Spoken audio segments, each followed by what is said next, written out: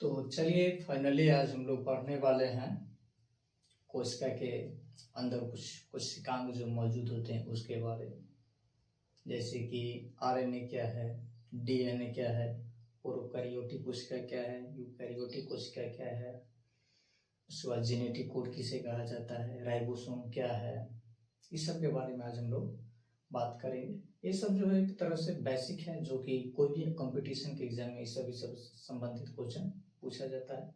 इसी के बारे में आज हम लोग रिवीजन करने वाले हैं। अच्छी तरह से आप लोग देखिए वीडियो, और कोई भी क्वेश्चन में प्रॉब्लम दिक्कत होता है कमेंट कीजिए। चलिए तो आज हम लोग बात करते हैं कोशिका के बारे में। ये हो गया,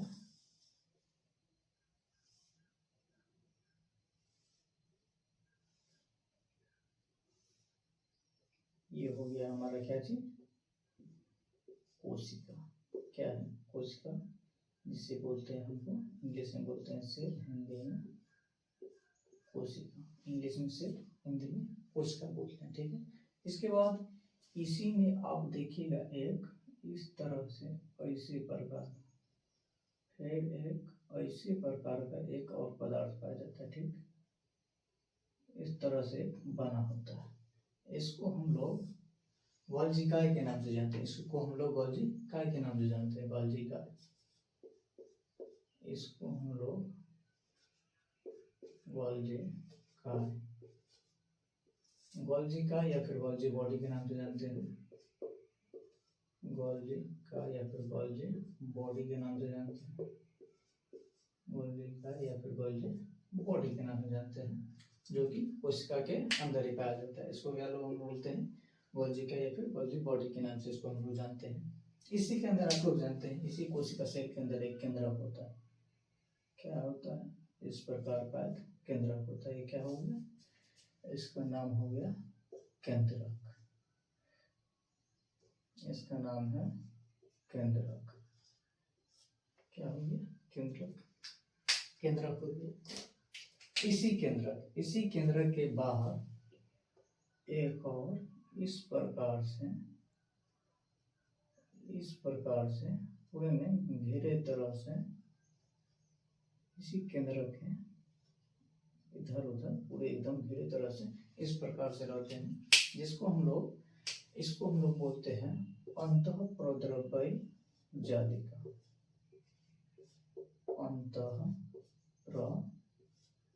अंतःप्रद्रव्य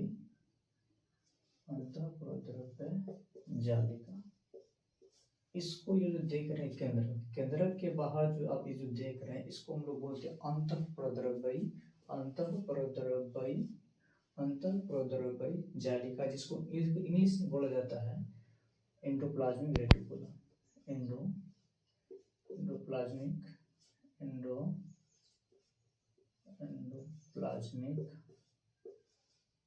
plasmic reticulum, endoplasmic.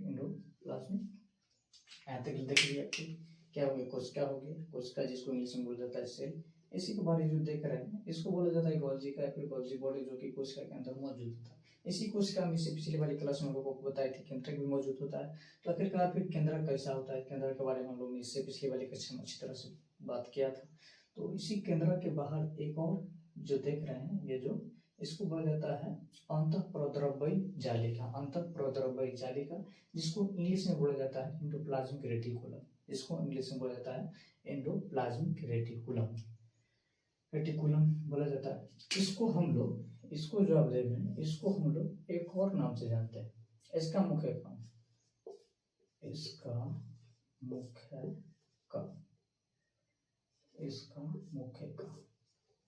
Endoplasmic reticulum का हमारे कोशिका मुख्य काम क्या है, इसके बारे में हम लोग बात करते हैं। यह कोशिका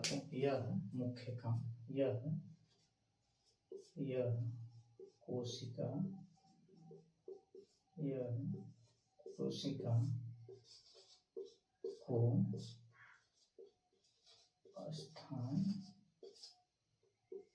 स्थान प्रदान करता है। इसका मुख्य काम क्या है हमारे, यह कोशिका को नो सॉरी सॉरी सॉरी, स्थान नहीं, आकार। यह कोशिका को आकार प्रदान करता है। यह कोशिका को आकार प्रदान करता है। अंतःप्रद्रव्य जालिका, जिसे हम लोग एंडोप्लाज्मिक रेटिकुलम के नाम से जानते हैं, एंडोप्लाज्मिक रेटिकुलम के नाम से जानते हैं। इसका मुख्य कार्य होता है हमारे कोशिका को आकार प्रदान करना। तो इसे अंतःकंकाल तंत्र के नाम से भी जाना जाता है। इसे अंतःकंकाल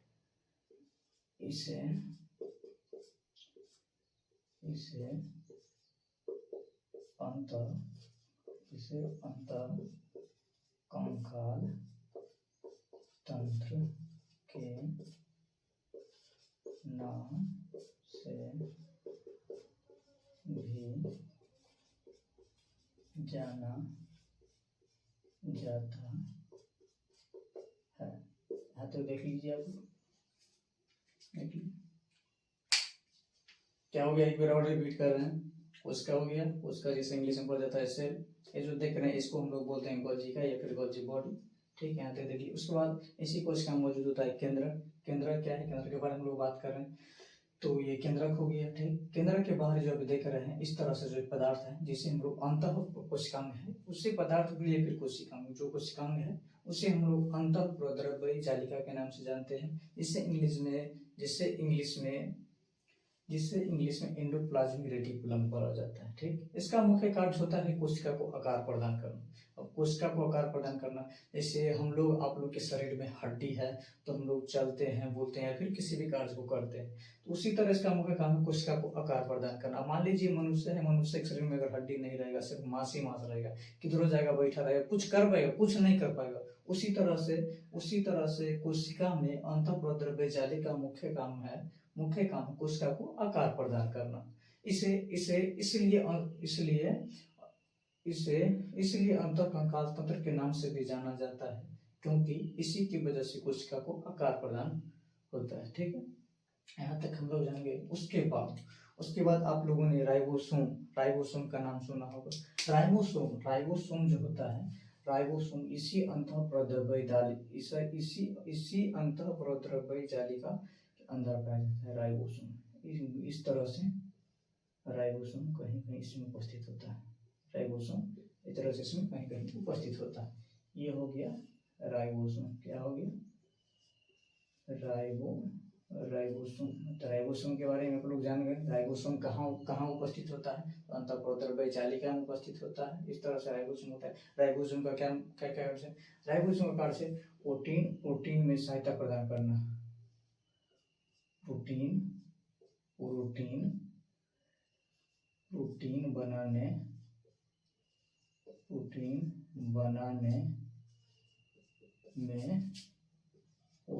बनाने में सहायता करता है राइबोसोम का क्या कार्य है, राइबोसोम का कार्य हमारे शरीर में प्रोटीन बनाने में सहायता करता है। उसके बाद इसके बारे में हम लोग बताए थे, वो गोल्जी बॉडी या फिर गोल्जी गाय के बारे में। इसका भी तो फिर कुछ काम है, इसका गोल्जी बॉडी या फिर गोल्जी गाय, इसका कार्य है, इसका कार्य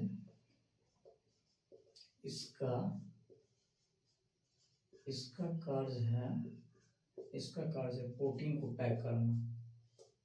प्रोटीन को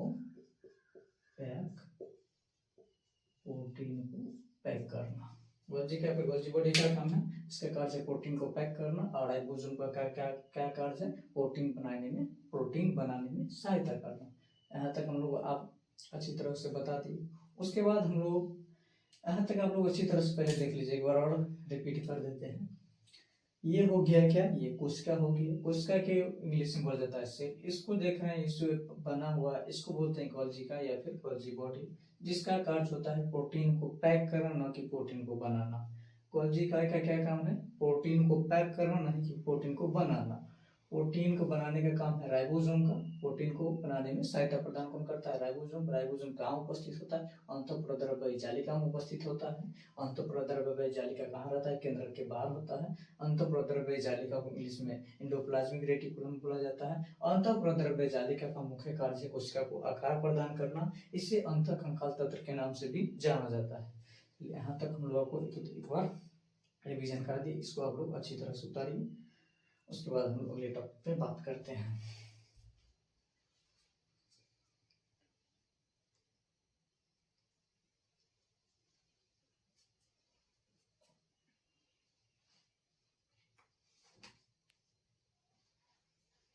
चलिए, उम्मीद करते हैं आप लोगों ने इसको अच्छी तरह से उतार लिया होगा आज। अब हम इसको मिटाते हैं, उसके बाद अगले टॉपिक पे हम लोग बात करते हैं।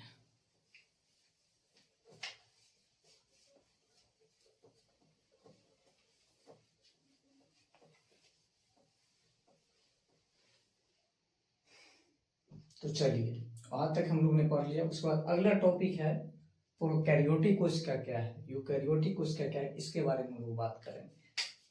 चलिए मानिए,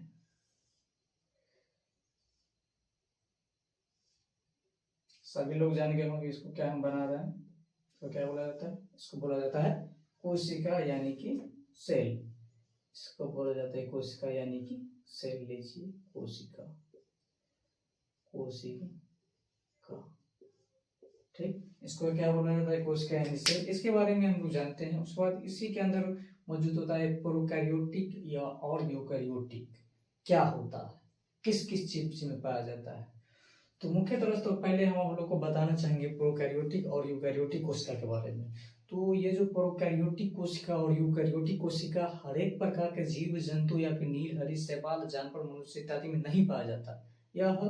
यह प्रोकैरियोटिक और यूकैरियोटिक कोशिका अलग अलग जीव जंतु जीवाणु में पाए जाते हैं। तो चलिए इसके बारे में हम लोग चर्चा करते हैं। प्रोकैरियोटिक कोशिका क्या है, यूकैरियोटिक कोशिका क्या है। तो आप लोग जान लीजिए, मान लीजिए ये क्या हो गया, प्रोकैरियोटिक।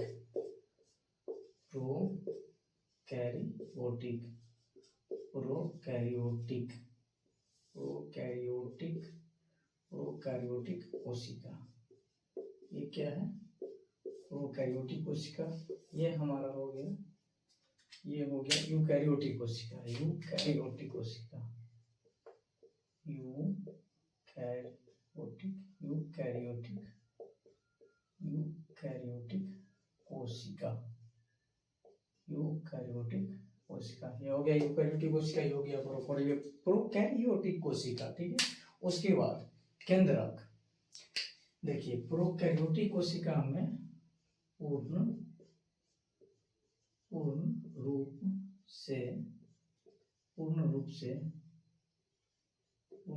केंद्रक विकसित होते हैं, विकसित होते हैं, विकसित होते हैं।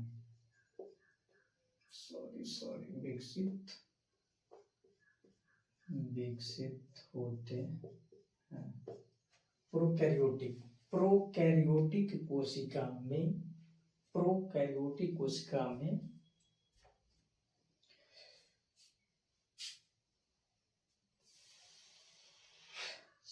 सॉरी देख लीजिए, यहाँ पे गलती हो रहा है। प्रोकैरियोटिक कोशिका इधर, उधर है यूकैरियोटिक कोशिका। मिस्टेक इंसान से ही होता है, हम भी इंसान ही है, कोई भगवान नहीं है। तो प्रोकैरियोटिक कोशिका लिखे सही है, बस थोड़ा सा डिफरेंट हो गया, डिफरेंस हो गया, अंतर हो गया।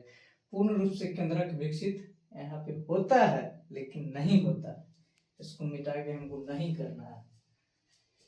विकसित, प्रोकैरियोटिक कोशिका में पूर्ण रूप से केंद्रक विकसित नहीं होता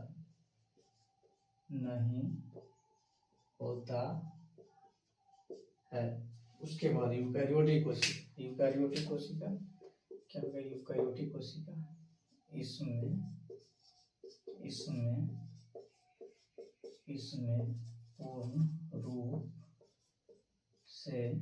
पूर्ण रूप से केंद्रक विकसित होता है, विकसित होता है। जैसे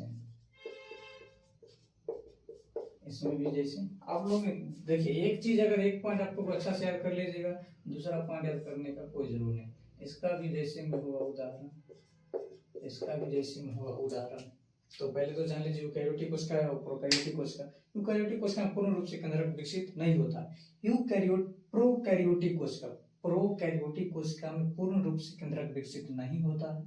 यूकैरियोटिक कोशिका में पूर्ण रूप से केंद्रक विकसित होता है। यूकैरियोटिक कोशिका में पूर्ण रूप से केंद्रक उपस्थित होता है, विकसित होता है या फिर उपस्थित होता है। जैसे पौधे, जैसे में हो गया पौधे, और पौधे हो गया, उसके बाद मान लीजिए पौधे और जंतु भी हो जाएगा, पौधे और जंतु। पौधे एवं जंतु में क्या चीज होता है, पूर्ण रूप से केंद्रक विकसित होता है, जिसे यूकैरियोटिक कोशिका कहा जाता है। उसके बाद आगे हम लोग प्रोकैरियोटिक कोशिका, जिसमें पूर्ण रूप से केंद्रक विकसित नहीं होता है, जैसे कि बैक्टीरिया, जैसे कि बैक्टीरिया, उसके बाद नील हरित शैवाल,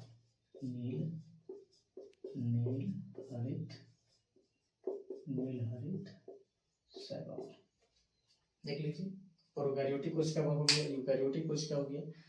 प्रोकैरियोटिक कोशिका जिसमें पूर्ण रूप से केंद्रक विकसित नहीं होता है, जैसे बैक्टीरिया तथा नील हरित शैवाल में पूर्ण रूप से केंद्रक विकसित नहीं होता है। उसके बाद यूकैरियोटिक कोशिका, इसमें पूर्ण रूप से केंद्रक विकसित होता है, जैसे कि पौधे और जंतु में पूर्ण रूप से केंद्रक विकसित होते हैं, मौजूद होते हैं। तो यहाँ तो लोग जानेंगे केंद्रक के बारे में भी, इससे आपको पता चलेगा केंद्रक किसमें पाया जाता है, किसमें नहीं पाया जाता है, किसमें पूर्ण तरह से विकसित होता है, किसमें पूर्ण तरह से विकसित नहीं होता है। तो यूकैरियोटिक कोशिका क्या है, प्रोकैरियोटिक कोशिका क्या है, जब भी आपसे पूछा जाएगा प्रोकैरियोटिक कोशिका और यूकैरियोटिक कोशिका में अंतर बताइए, आप लोग तुरंत बता दीजिएगा। जो प्रोकैरियोटिक कोशिका पूर्ण रूप से केंद्रक विकसित नहीं होता है। उसके बाद यूकैरियोटिक कोशिका, इसमें पूर्ण रूप से केंद्रक विकसित होता है। यूकैरियोटिक कोशिका जैसे पौधे एवं जंतु, उसके बाद प्रोकैरियोटिक कोशिका जैसे बैक्टीरिया तथा नील हरित शैवाल। चलिए, इसको अंतर भी आप लोग अच्छी तरह से बता देंगे। यहाँ तक लिख लीजिए, उसके बाद हम लोग अगले टॉपिक पे बात करते हैं।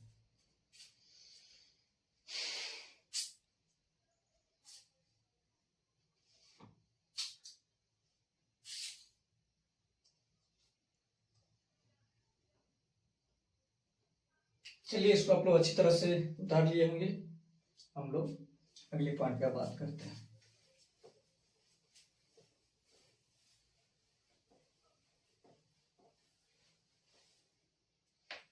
अब हम लोग बात करने वाले हैं डीएनए, आरएनए के बारे में। डीएनए क्या है, आरएनए क्या है, क्रोमोसोम क्या है, जीन क्या है, इसके बारे में हम लोग बात करने वाले हैं। तो चलिए, आप लोग जानते हैं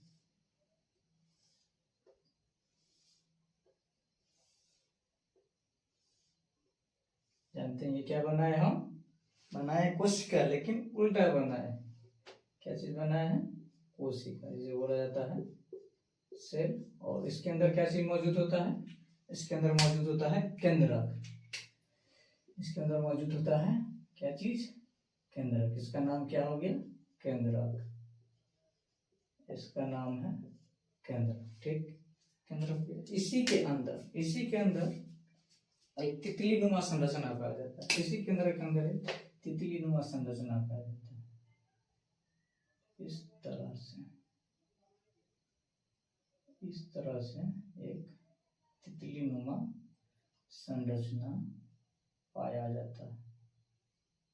इस तरह से जो एक तितली नुमा संरचना पाया जाता है, ठीक है, इसको हम लोग बोलते हैं गुणसूत्र।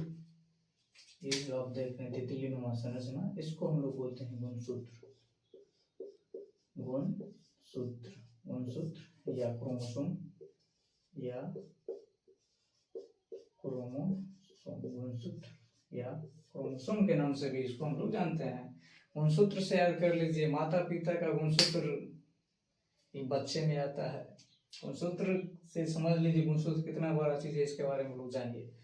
ये हो गया गुणसूत्र, जो कि केंद्रक में उपस्थित होता है। गुणसूत्र इस प्रकार से होता है, उसे गुणसूत्र जिसे हम लोग क्रोमोसोम के नाम से जानते हैं। अभी गुणसूत्र क्रोमोसोम बनता कैसे, इसके बारे में हम लोग बात करें। यह दो कोशिका से बनता है। यह मान लीजिए दो पदार्थ से बनता है। जैसे पहला एक प्रोटीन से बनता है। ये प्रोटीन से बनता है। कौन सा प्रोटीन, हिस्टोन प्रोटीन से। हिस्टोन पहला तो एक हिस्टोन प्रोटीन से बनता है। उसके बाद ये डीएनए से बनता है। एक तो प्रोटीन से बनता है जिसे हम लोग हिस्टोन प्रोटीन बोलते हैं। उसके बाद डीएनए से बनता है, डीएनए से भी बनता है। तो अब डीएनए के बारे में हम लोग बात करने वाले। डीएनए क्या है, डीएनए का पूरा नाम है डीएनए का पूरा नाम है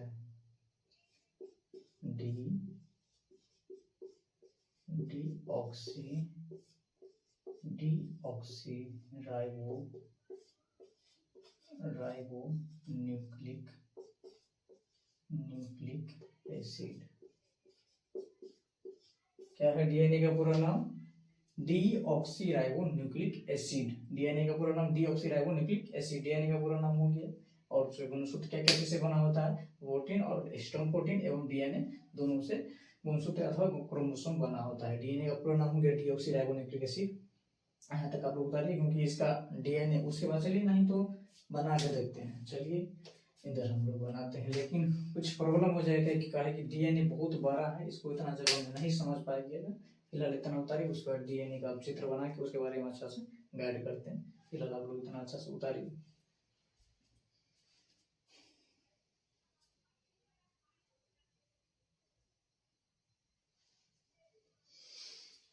चलिए एक छोटा सा टॉपिक था, इसको आप लोगों ने उतार लिया होगा। अब हम लोग डीएनए के बारे में चर्चा करते हैं। डीएनए क्या है,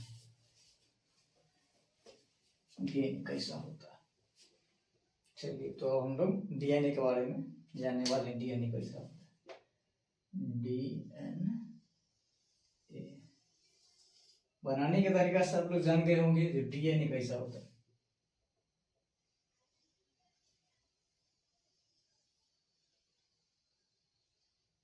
ये हम लोग क्या बनाए हैं?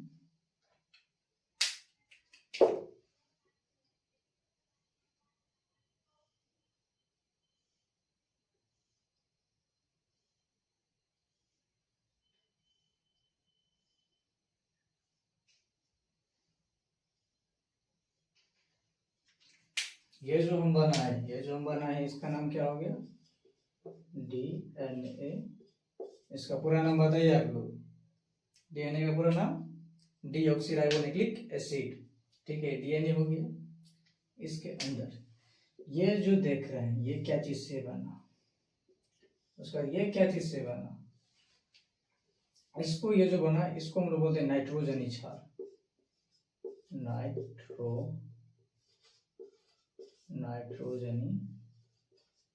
नाइट्रोजनी क्षार इसको बोलते हैं। इसको हम लोग क्या बोलते हैं? नाइट्रोजनी क्षार। उसके बाद इसको बोलते हैं नाइट्रोजनी क्षार। सॉरी नाइट्रोजनी क्षार इसको नहीं बोलते हैं। नाइट्रोजनी क्षार इसको बोलते हैं नाइट्रोजनी क्षार। और देखिए नाइट्रोजन क्षार इसके अंदर होता है TC। हम लोग अच्छे तरह से आप लोग बताएंगे फिर T क्या है और C क्या है। TC, उसके बाद इसी के अंदर होता है GC।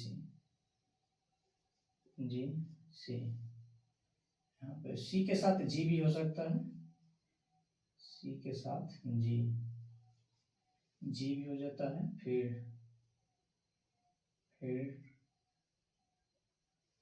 एक सेकेंड,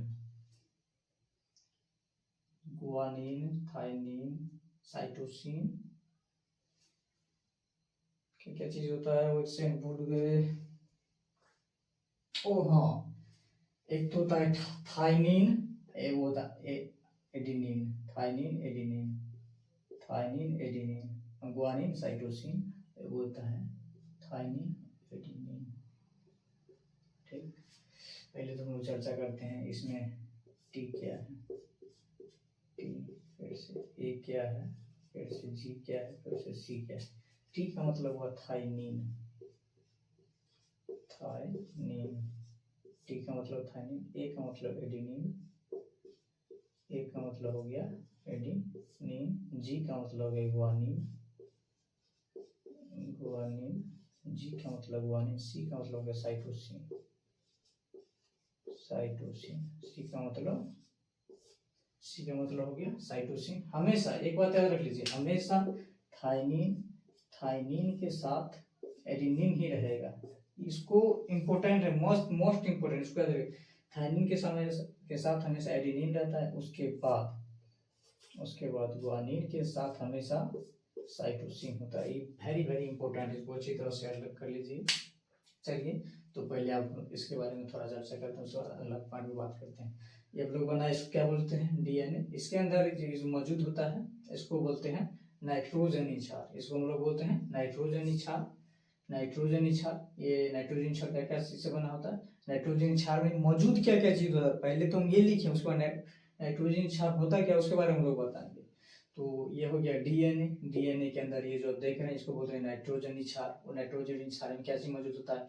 थाइनिन, एडेनिन। हमेशा थाइनिन एडेनिन के साथ ही रहता है, गुआनिन साइटोसिन के साथ ही रहता है। तो ये हो गया नाइट्रोजनी क्षार। नाइट्रोजनी क्षार में थाइनिन होता है, एडेनिन होता है, साइटोसिन होता है, गुआनिन होता है, फिर थाइनिन हो सकता है, एडेनिन हो सकता है, थाइनिन हो सकता है, एडेनिन हो सकता है, फिर गुआनिन हो सकता है, साइटोसिन हो सकता है, गुआनिन हो सकता है, साइटोसिन हो सकता है। लेकिन थाइनिन के साथ नहीं तो गुआनिन हो सकता है, नहीं तो साइटोसिन हो सकता है। इसको आप लोग अच्छी तरह से याद कर लीजिए। उसके बाद हम लोग बात करें ये क्या चीज है, ये क्या चीज से बना, ये क्या चीज से बना है? ये जो बना है पेंटोज शुगर, पेंटोज सॉरी ये बना है पेंटोज शुगर। ये जो बना है पेंटोज शुगर से, ये बना है पेंटोज शुगर से। उसके बाद ये तो इधर बगल का होगा, उसके बाद इधर वाला क्या है पेंटोज शुगर से। ये बना है फास्फोट से, इसका ये बना है फास्फोट से, ये बन गया फास्फोट से। और इसके बाद हो गया, उसके बाद ये जो आप देखें ये जो बना है इसमें थाइनिन एडेनिन है, इसको हम लोग क्या बोलेंगे? आप इसको हम लोग बोलते हैं जीन। इसको हम लोग क्या बोलते हैं? जीन। ये जितना जो है ये सब क्या है? ये सब एक जीन है। ये सब जितना भी देख रहे हैं ये सब क्या है? जीन है। यहाँ तक देखिए, पहले आप लोग अच्छा से समझिए, कोई दिक्कत है पूछिए।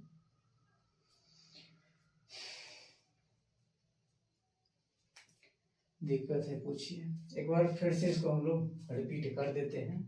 और पहला एक और पॉइंट पहले बता देते हैं। ये जो डीएनए देख रहे हैं, डीएनए का संरचना कैसा है? कुंडलीनुमा संरचना। डीएनए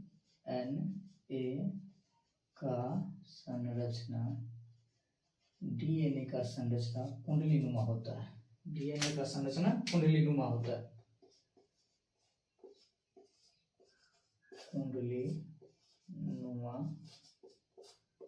कुंडलीनुमा होता है। डीएनए का संरचना कैसा होता है? कुंडलीनुमा होता है। एक बार चलिए हम लोग इसको बारे में रिपीट कर देते हैं। डीएनए है, ये जो हम लोग बनाए हैं क्या चीज है? इसको हम लोग बोलते हैं डीएनए।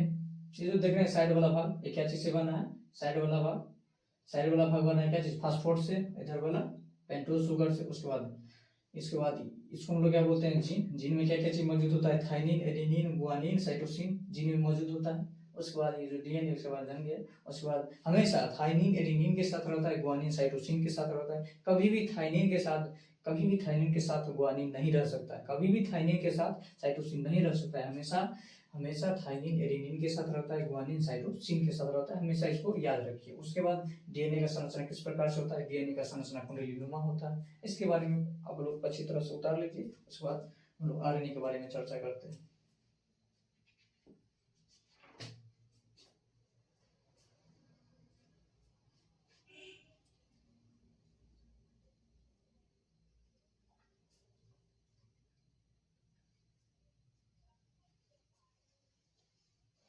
तो चलिए, डीएनए से संबंधित ही जेनेटिक कोड भी होता है, तो जेनेटिक कोड के बारे में भी हम लोग को आप लोग को बताने वाले हैं। ये तो फिलहाल डीएनए के बारे में हो गया। उसके बाद आरएनए के बारे में बताएंगे, उसके बाद जेनेटिक कोड के बारे में बताएंगे। तो जेनेटिक कोड का परिभाषा है जो ये डीएनए से संबंधित है, इसलिए डीएनए को नहीं मिटाएंगे, डीएनए के कुछ भाग को मिटा देते हैं।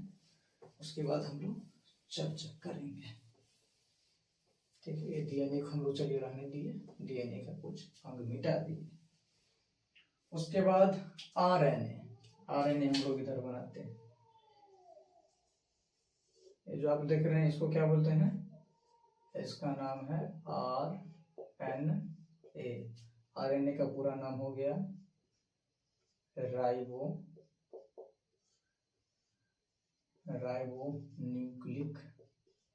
Ribonucleic acid. आरएनए का पूरा नाम राइबोन्यूक्लिक एसिड। आरएनए का संरचना धागे नुमा, इसका संरचना कैसा है, धागे नुमा संरचना। आरएनए का संरचना कैसा, धागे नुमा। आरएनए का पूरा नाम राइबोन्यूक्लिक एसिड। आरएनए में क्या क्या चीज मौजूद होता है, आरएनए में भी मौजूद होता है थाइमिन। हाँ, इसमें देखिए, जैसे आपको अभी लोग हम बताए थे डीएनए के बारे में, डीएनए में 4 चीज मौजूद था, थाइमिन मौजूद था, एडेनिन मौजूद था, साइटोसिन मौजूद था, गुआनिन मौजूद था। लेकिन आरएनए में एक चीज मौजूद नहीं होता है, जिससे हम लोग बोलते हैं थाइमिन। इसमें थाइमिन मौजूद नहीं होता है, बाकी बात इसमें सारा चीज मौजूद होता है। तो थाइमिन मौजूद नहीं होता है, बाकी बात जितना भी चीज डीएनए में होता है उतना चीज आरएनए में भी होता है, लेकिन इसमें थाइमिन मौजूद नहीं होता है। इसमें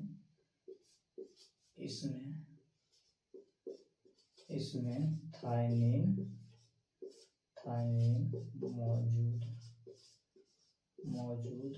नहीं, इसमें थाइमिन मौजूद नहीं होता है, इसमें थाइमिन मौजूद नहीं होता है, बाकी बात इसमें सारा चीज होता है।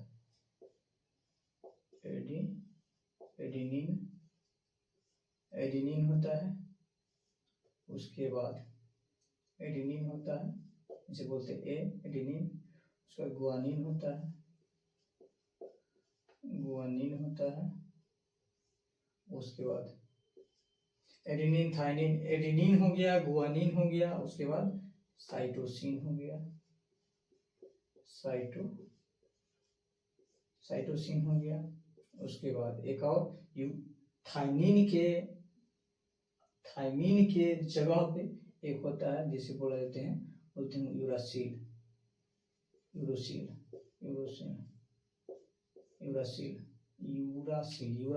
ओ सॉरी मिस्टेक, इसे बोलते हैं यूरासिल।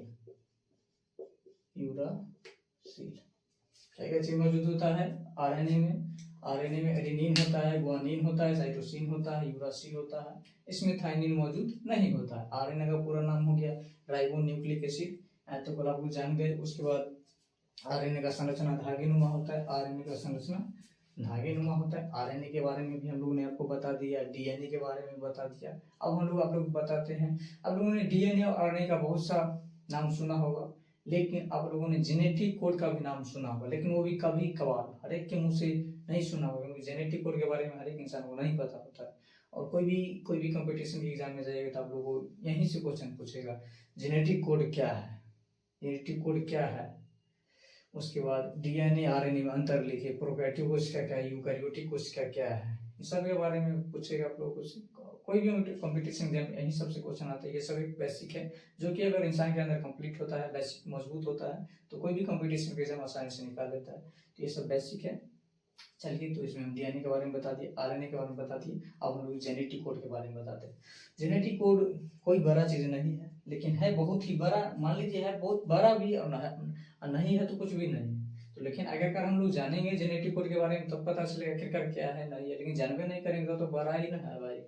तो चलिए, फिलहाल हम लोग को जेनेटिक कोड के बारे में जानने के लिए डीएनए का कुछ जरूरत पड़ेगा, इसलिए हम इसको रहने देते हैं और आरएनए को मिटा देते हैं।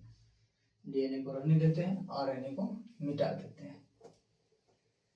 डीएनए को रहने देते हैं, उसके बाद आरएनए को मिटा देते हैं। तो हम लोग जानने वाले हैं डीएनए क्या है, जेनेटिक कोड क्या है। तो हम लोग ने इससे पहले इसका जो नाम रखा था, आप लोग बताइए। तो एक बार याद है तो मिटा दिया, आप लोग लिखे होंगे तो आप एक बार देख के बताइए।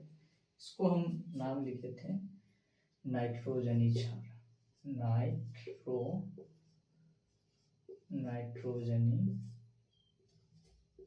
नाइट्रोजनी क्षार। इसको हम क्या चीज से सूचित किए थे, नाइट्रोजनी क्षार। उसी तरह से जेनेटिक कोड का परिभाषा है नाइट्रोजनी क्षार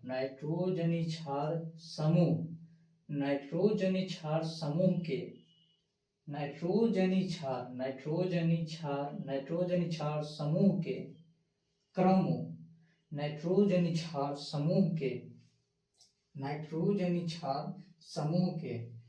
डीएनए, नाइट्रोजनी क्षार समूह के डीएनए के क्रमों को डीएनए में मौजूद, अच्छा तरह से आप देख लीजिए, नाइट्रोजनी क्षार समूह के डीएनए, इसका नाम क्या था, इसका नाम पूरा नाम क्या था, डीएनए का नहीं, ये चित्र है, डीएनए का ये चित्र है। तो उसी तरह से नाइट्रोजनी क्षार समूह के डीएनए के मौजूद क्रमों को, नाइट्रोजनी क्षार समूह के डीएनए में मौजूद क्रमों को जेनेटिक कोड कहते हैं। यह 99.99% मनुष्य में समान होता है तथा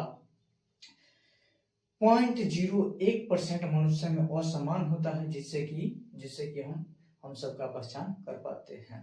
तो चलिए इसका परिभाषा हम लोग अच्छी तरह से इधर लिख देते हैं साइड में, जेनेटिक कोड का परिभाषा क्या लोग हम लोग आप लोग को समझा। नाइट्रोजनी क्षार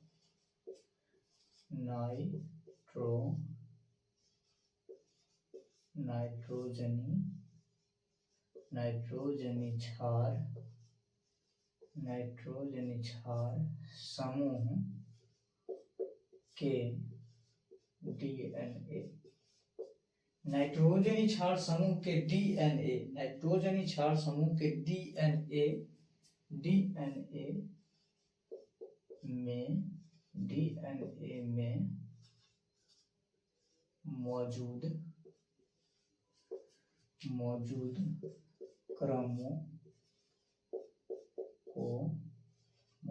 क्रमों को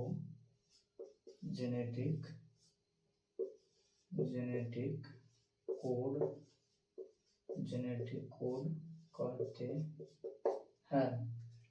देख लीजिए एक बार और परिभाषा अच्छी तरह से रिपीट कराना है।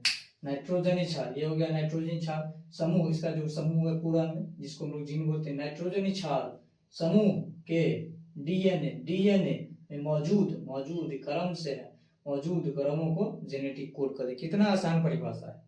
नाइट्रोजनी क्षार बस डीएनए को अच्छी तरह से याद रखिए, जेनेटिक कोड को याद करने की कोई जरूरत नहीं है। नाइट्रोजनी क्षार समूह के डीएनए में मौजूद क्रमों को जेनेटिक कोड कहते हैं। यह 99.99%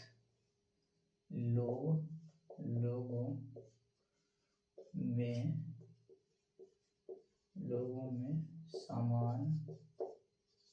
समान होता है तथा 0.01%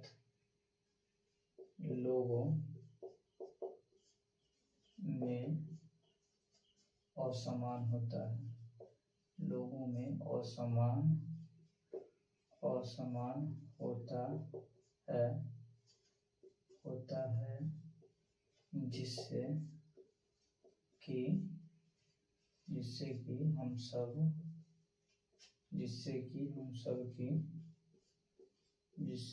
सब की पहचान हो पाती है। देख लीजिए, बता दिए हम लोगों को आज की क्लास में पूरा डीएनए क्या है, आरएनए क्या है, प्रोकैरियोटिक कोशिका क्या है, यूकैरियोटिक कोशिका क्या है, जेनेटिक कोड क्या है, अच्छी तरह से हम लोग ने आप लोगों को इसके बारे में बताया। एक बार फिर हम इसको रिपीट कर देते हैं, जेनेटिक कोड क्या है। तो डीएनए को आप लोग अच्छी तरह से याद रख लीजिए, समझ लीजिए, जेनेटिक कोड याद करने का कोई जरूरी नहीं है, क्योंकि डीएनए का भी परिभाषा है जेनेटिक कोड। डीएनए नाइट्रोजनी क्षार समूह, नाइट्रोजन क्षार का एक समूह है ना जी, नाइट्रोजनी क्षार समूह के डीएनए, नाइट्रोजनी क्षार समूह के डीएनए में मौजूद है, इसमें अंदर मौजूद क्रमों को जेनेटिक कोड कहते हैं, यह 99.99% लोगों में समान होता है तथा 0.01% लोगों में असमान होता है, जिससे कि हम सबकी पहचान हो पाती है। 99.99% लोगों में समान होता है जेनेटिक कोड। जैसे आप लोगों ने देखा है दुनिया में बहुत से इंसान है, तो आप लोग देखिएगा सबका एक तरह से फेस अलग रहता है। फेस का मतलब कुछ फेस अलग रहता है, बाकी बात सबका हाथ वही जगह पे, पैर वही जगह पे, आंख वही जगह पे, नाक वही जगह पे, कान वही जगह पे, बाल वही जगह पे। तो इसी के कारण इसमें 99.99% लोगों में जेनेटिक कोड समान होता है, लेकिन 0.01% लोगों में असमान होता है, जिससे कि हम सबकी पहचान हो पाती है। तो क्या असमान होता है? जैसे देखिएगा किसी का बाल मोटा होगा, किसी का पतला होगा, किसी का बाल घुंघरूला टाइप का होगा, किसी का कान सभी का होगा, किसी का कान छोटा होगा, किसी का कान बड़ा होगा, किसी का नाक बंद होगा, किसी का नाक, मतलब एक तरह से 0.01% लोग में असमान होता है जेनेटिक कोड, जिससे कि हम सबकी पहचान हो पाती है। और चेहरा का अंतर रहता है, कोई छोटे बड़े का होता है, कोई लंबा होता है, कोई मीडियम साइज का होता है। इसी तरह से जेनेटिक कोड होता है।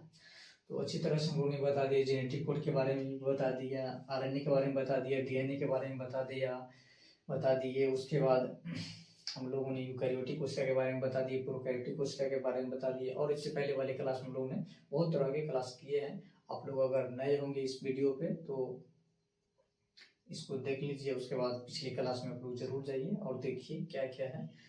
ये सब मान लीजिए एक तरह से बेसिक है, जो कि हम लोग अपना भी रिवीजन कर रहे हैं, और जो लोग हमारे इस वीडियो को देख रहे हैं उनका भी रिवीजन हो रहा है। और इसी बेसिक से कोई भी कंपटीशन लेवल का एग्जाम में क्वेश्चन पूछा जाता है।